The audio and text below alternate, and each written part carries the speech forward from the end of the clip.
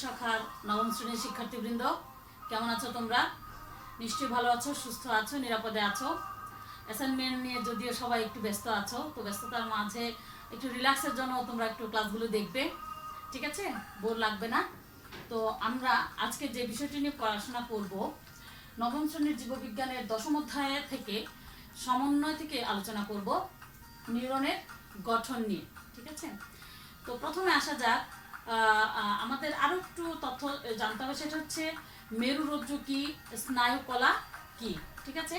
প্রথমে আমরা মেরুরজ্জু এবং স্নায়ুকলা নিয়ে দুটো কথা বলবো। যে মেরুরজ্জুটা কি, এটা হচ্ছে করোটির পেছনে অবস্থিত। খেয়াল করো, কোথায় অবস্থিত?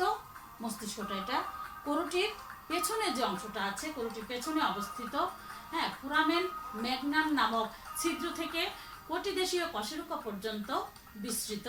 হ্যাঁ, আর এই মেরুরজ্জু বা সুষুম্না কাণ্ড মেরুদণ্ডের কশেরুকার ভেতরের ছিদ্রপথে সুরক্ষিত থাকে।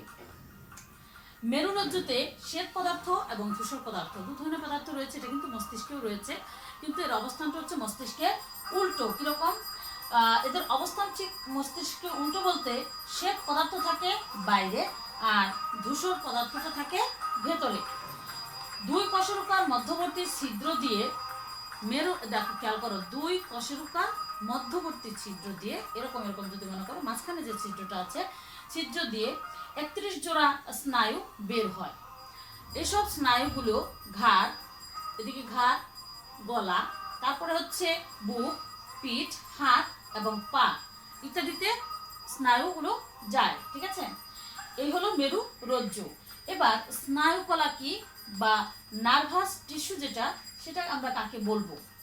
যে কলা দেহের সব ধরনের সংবেদন, খেয়াল করো, যে কলা দেহের সব ধরনের সংবেদন কি করে এবং উদ্দীপনা গ্রহণ করে, পরিবেশের মাধ্যমে কি হবে, উদ্দীপনা অনুসারে আবার উপযুক্ত প্রতিবেদন সৃষ্টি করে, তাকেই বলা হয় সৃষ্টি করে, সেটাই হচ্ছে স্নায়ু টিস্যু বা স্নায়ু কলা, ঠিক আছে?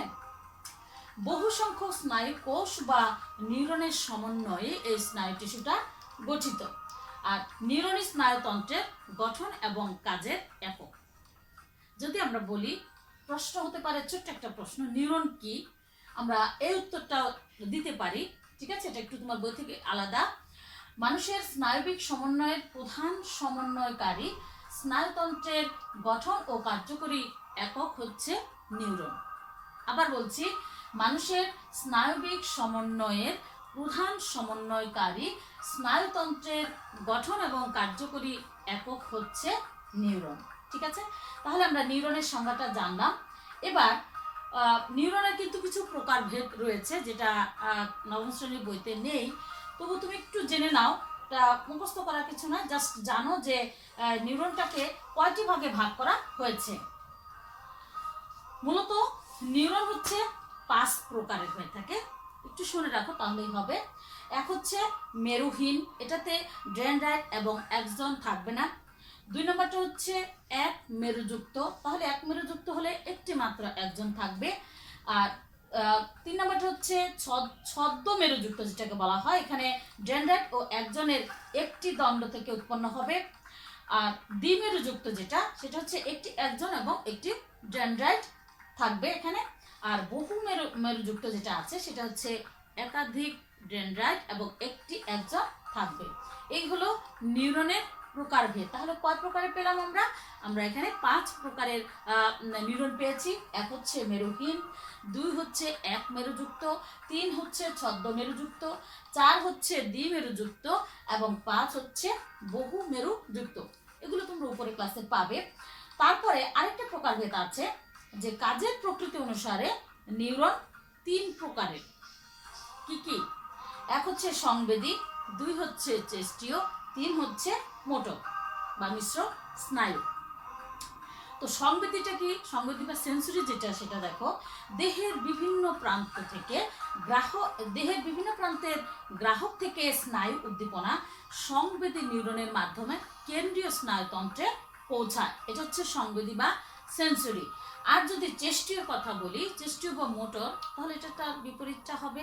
কিরকম? যে এসব নিউরন স্নায়ু উদ্দীপনাটা কেন্দ্রীয় স্নায়ুতন্ত্র থেকে বিভিন্ন অঙ্গে নিয়ে যাচ্ছে। এটা হচ্ছে মোটর বা কি বলে মিশ্র বা সমন্বয়ক একটা রয়েছে, সেটা হচ্ছে এসব নিউরন সংবেদী এবং সৃষ্টীয় দু ধরনের নিউরনের মধ্যেই সংযোগ সাধন করে। এই হলো কাজের প্রকৃতি অনুযায়ী নিউরনের প্রকারভেদ। তাহলে 3 প্রকারের পেলাম। 1 হচ্ছে সংবেদী বা সেন্সরি, 2 হচ্ছে চেষ্টীয় বা মোটর, 3 হচ্ছে মিশ্র বা সমন্বয়ক। ঠিক আছে, এবার এখানে বোর্ডে আমরা একটা চিত্র দেখতে পাচ্ছি। এটা অনেক পরিচিত একটা চিত্র, এটা আমরা এঁকেছি, দেখেছি, পড়েছি। ঠিক আছে, তো আঁকলেও আরো পড়তে হবে। এখন বড় হচ্ছি, আরো একটু ব্যাপকভাবে আমাদের জানতে হবে। আমরা এখন একটি নিউরনের কি কি অংশ রয়েছে সে সম্পর্কে জানবো। ঠিক আছে, প্রতিটি নিউরন দুটি অংশ নিয়ে গঠিত। খেয়াল করো, দুটি অংশ রয়েছে। নিউরনের কয়টি অংশ রয়েছে? দুটি অংশ রয়েছে। একটু দেখো, নিউরনের অংশ রয়েছে দুটি। এক হচ্ছে কোষ দেহ, 2 হচ্ছে প্রলম্বিত অংশ। প্রলম্বিত অংশ। ঠিক আছে, তাহলে নিউরনের কয়টি অংশ পেলাম? দুটি অংশ পেয়েছি। এক হচ্ছে কোষ দেহ, 2 হচ্ছে প্রলম্বিত অংশ। এবার এই কোষ দেহের মধ্যে কি কি থাকবে খেয়াল করো। এখানে কোষ দেহের মধ্যে প্লাজমা মেমব্রেন, সাইটোপ্লাজম আর নিউক্লিয়াস নিয়ে গঠিত হবে। হ্যাঁ, কোষ দেহটা আর কোষ দেহটার আকৃতি হবে তারকাকারও হতে পারে, কি বলে আরো কি কি আছে, কোষ দেহ গোলাকার হতে পারে, তাই না? গোলাকার, তারকাকার অথবা ডিম্বাকার হতে পারে। আর এখানে সাইটোপ্লাজমে মাইটোকন্ড্রিয়া, গোলজি বস্তু, লাইসোজোম, চর্বি, গ্লাইকোজেন, রঞ্জকণা সহ অসংখ্য নিউক্লিয়াস দানা এখানে থাকে। এটা বললাম কোষ দেহের অংশটুকু। এবার প্রলম্বিত যে অংশ রয়েছে সে সম্পর্কে একটু বলবো, যে কোষ দেহ থেকে সৃষ্ট শাখা প্রশাখাকেই বলা হয় প্রলম্বিত অংশ। এই যে কোষ দেহ থেকে সৃষ্ট শাখা প্রশাখা যে অংশটা আছে সেটাই হচ্ছে প্রলম্বিত অংশ। এই প্রলম্বিত অংশ দু ধরনের হতে পারে। কোষ দেহের চারদিকে শাখাযুক্ত ক্ষুদ্র ক্ষুদ্র প্রলম্বিত অংশকে বলা হয় ডেনড্রন। ঠিক আছে, কি বললাম শব্দটা? ডেনড্রন। হ্যাঁ, আর তারপরে হচ্ছে দেখো, ডেনড্রন থেকে যে শাখাগুলো বের হবে তাদেরকে বলা হয় ডেনড্রাইট। একটি নিউরনে ডেনড্রন সংখ্যা হচ্ছে কত? 0 থেকে 100 পর্যন্ত হতে পারে। সংখ্যা 0 থেকে শতাধিক পর্যন্ত হতে পারে। এই ডেনড্রাইট অন্য নিউরন থেকে স্নায়ুর তাড়না কি করবে? গ্রহণ করবে। তাহলে ডেনড্রাইটের কাজ কি যদি বলি, যে ডেনড্রাইটের কাজ হচ্ছে নিউরন থেকে স্নায়ু তাড়না গ্রহণ করা। কি বললাম? নিউরন থেকে স্নায়ু তাড়না গ্রহণ করাই হচ্ছে ডেনড্রন যেটা আছে। হ্যাঁ, এই ডেনড্রনের কাজ। একটি নিউরনের একজনের টার্মিনালের সাথে দ্বিতীয় একটি নিউরনের ডেনড্রাইটের সরাসরি সংযুক্তি থাকে না। ঠিক আছে, এই সূক্ষ্ম ফাঁকা সংযোগস্থলকেই বলা হয় সিনাপস।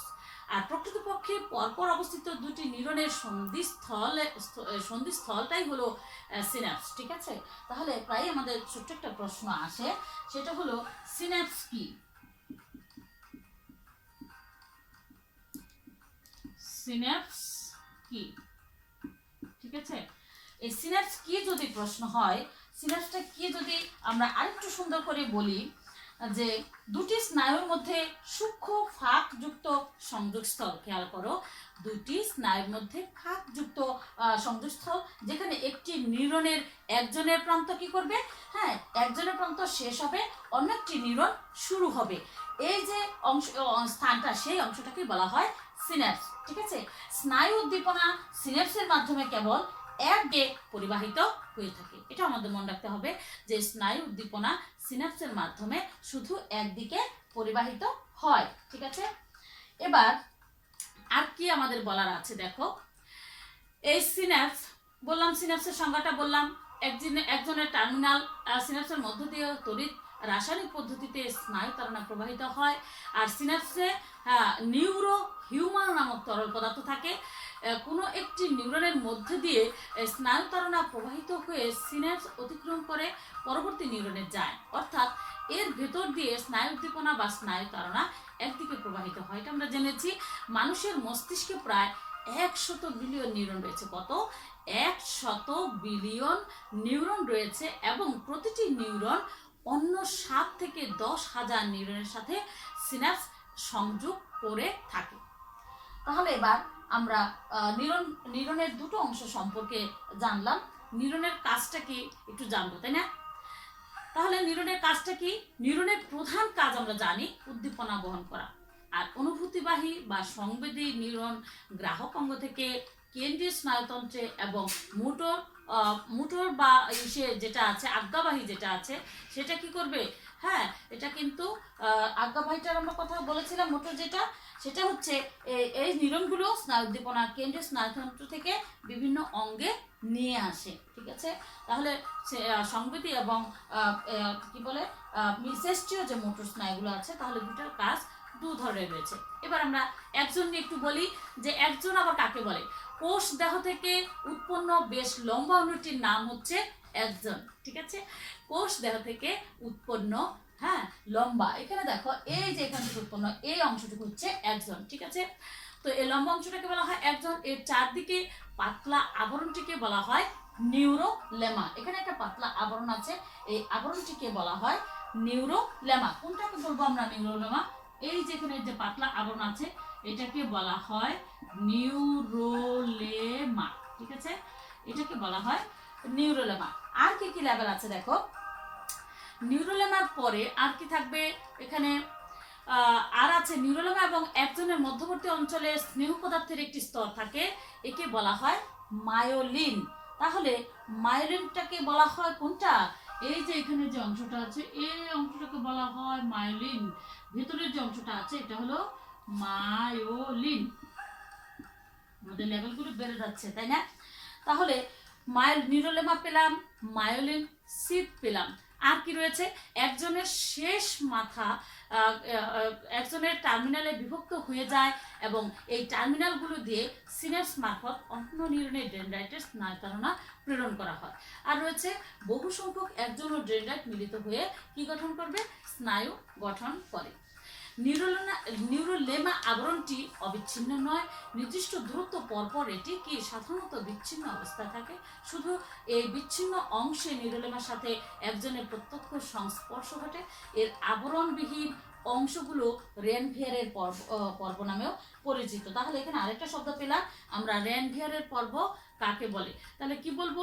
যে আবরণবিহীন অংশ যে রয়েছে, সেটা নিউরোলেমার সাথে একজনের প্রত্যক্ষ সংস্পর্শ রয়েছে, এর আবরণবিহীন যে অংশগুলো রয়েছে সেটাই হচ্ছে রেনভিয়ারের পর্ব নামে পরিচিত। একজনের মূল অক্ষের আবরণীকে এক্সোলেমা বলে। তাহলে একজনের মূল আবরণীর অক্ষের আবরণীকে বলা হয় এক্সোলেমা। ঠিক আছে? আচ্ছা, তারপরে এক্সোলেমা দেখো, তারপর আমরা কি নিয়ে বলবো? নিউরন কেন্দ্রীয় স্নায়ুতন্ত্র থেকে কার্যকরী অঙ্গে উদ্দীপনা প্রেরণ করে। একটা গুরুত্বপূর্ণ কাজ। তাহলে কার্যকরী দেখো, কেন্দ্রীয় স্নায়ুতন্ত্র থেকে কার্যকরী অঙ্গে উদ্দীপনা প্রেরণ করে। একটি উদাহরণের মাধ্যমে এটা আমাদের ক্লিয়ার হবে ব্যাপারটা। যেমন একটি টর্চ লাইট দিয়ে, হ্যাঁ, তোমার বন্ধুর চোখে আলো ফেলো। এই ধরনের ঘটনা কি আমাদের প্রায়ই ঘটনা, যে আমরা আয়নাটা সূর্যের দিকে ধরলে পরে কি আলো এদিক সেদিক দৌড়াদৌড়ি করে, তাই না? তো একটি টর্চ লাইট দিয়ে তোমার বন্ধুর চোখে আলো ফেলো। লক্ষ্য করে দেখো, আলো ফেলার সঙ্গে সঙ্গে চোখের তারা ছোট হয়ে গেল। এমন কেন হলো প্রশ্ন হয় অনেক সময়। তো আলোর উদ্দীপনাজনিত তাড়না রেটিনা থেকে মস্তিষ্কে পৌঁছালে এর নির্দেশে আইরিশে বৃত্তাকার বা গোলাকার যে পেশিগুলো রয়েছে, সেগুলো কি হবে? গোলাকার বা বৃত্তাকার পেশিগুলো সংকুচিত হয়ে যাবে, ফলে চোখের তারা ছোট হয়ে যায়। আর উদ্দীপনা আকস্মিকতায় স্বয়ংক্রিয় প্রতিক্রিয়া সৃষ্টি হওয়ার ফলে তখনই চোখটা বন্ধ হয়ে যায়। ঠিক আছে? তো আজকের আলোচনা এ পর্যন্তই। আগামী ক্লাসে আমরা প্রতিবর্তী ক্রিয়া নিয়ে আলোচনা করব। হ্যাঁ, আর কি আছে? প্রতিবর্তী ক্রিয়ার পরে রয়েছে প্রান্তীয় স্নায়ুতন্ত্র আর উদ্দীপনা সঞ্চালন। হ্যাঁ, তারপরে রয়েছে আমাদের হরমোন। তো এই অংশটুকু আমরা একটু বাসায় পড়ে ফেলবো। হ্যাঁ, তোমাদের সুবিধার জন্যই তোমাদের বাসায় একটু লেখাপড়া করতে হবে। দেশের পরিস্থিতিটা আমরা একটু জানি খুব ভালো করে, যে পরিস্থিতি খারাপের জন্য আজকে আমাদের ঘরে বন্দি দশায় রয়েছি। আমরা অচিরে থেকে মুক্তি চাই। আমরা পরম করুণাময়ের কাছে প্রার্থনা করব সকলে সুস্থ থাকবে। আশেপাশে তোমার যারা আছে তাদেরকে সুস্থ রাখবে। তুমি নিজেও ভালো থাকবে। সবাই ভালো থেকো। Thank you all.